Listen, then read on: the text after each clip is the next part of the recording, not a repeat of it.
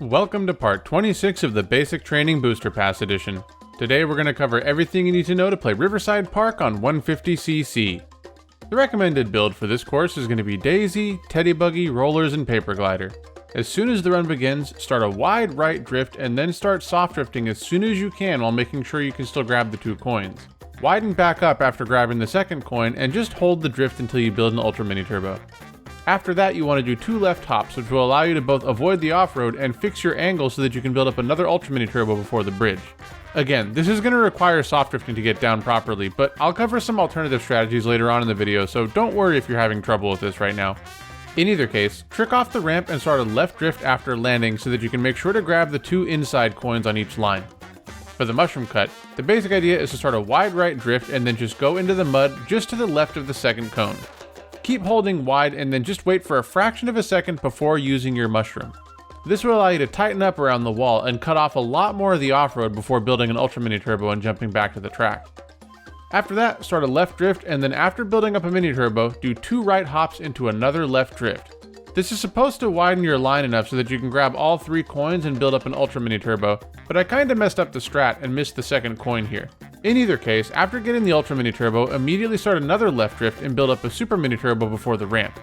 After you get the Super Mini Turbo, you're going to be facing almost directly into the wall, so do 2 right hops before tricking off the ramp, and then land in a left drift to build up a Mini Turbo before lap 2. Lap 2 is basically the same as lap 1, except that we're going to take a really tight line to build up the Ultra Mini Turbo around the first turn. Additionally, we're missing a couple of coins, so we're going to grab 1 from the first trick ramp, and then 1 just before the mushroom cut. Now, like I said before, if you've got a decent handle on soft drifting, none of this should really give you any problems, but if you don't, then most of the Ultra Mini Turbos are going to be impossible to get, so what you can do instead is switch to Rosalina. If you do this, then we're going to have a slightly different strategy at the start of lap 1, where instead of the Ultra Mini Turbo, we're going to do a Super Mini Turbo into Mini Turbo. The Ultra Mini Turbo around the bridge is possible like you can see here, but you're probably just going to want a Super Mini Turbo instead. The mushroom shortcut's the same, but in the cave section you're going to want to build up 2 Super Mini Turbos instead of the Ultra Mini Turbo for the first one. Now that's it for my own strats. Let's talk about the world record a bit.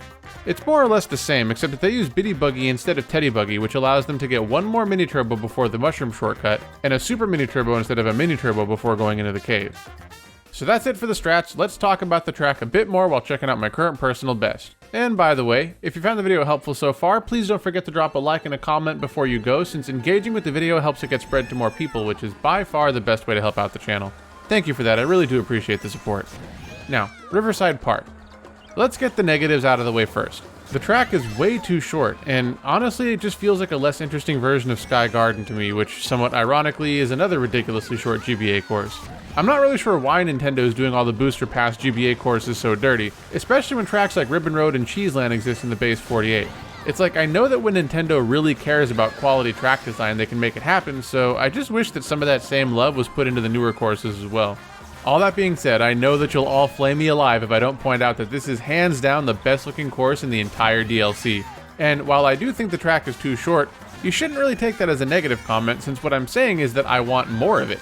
Especially since playing it with Daisy does actually keep things pretty interesting despite its short runtime.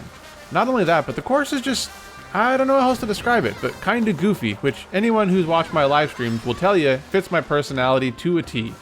The music is funky and cool, and the little patooies running around on the track are never not hilarious, even though they've definitely killed more than one of my runs. But yeah, all in all, while there's personally nothing that I find that memorable about the course, there's also nothing super offensive either, which is more than I can say for the next track coming up in this series.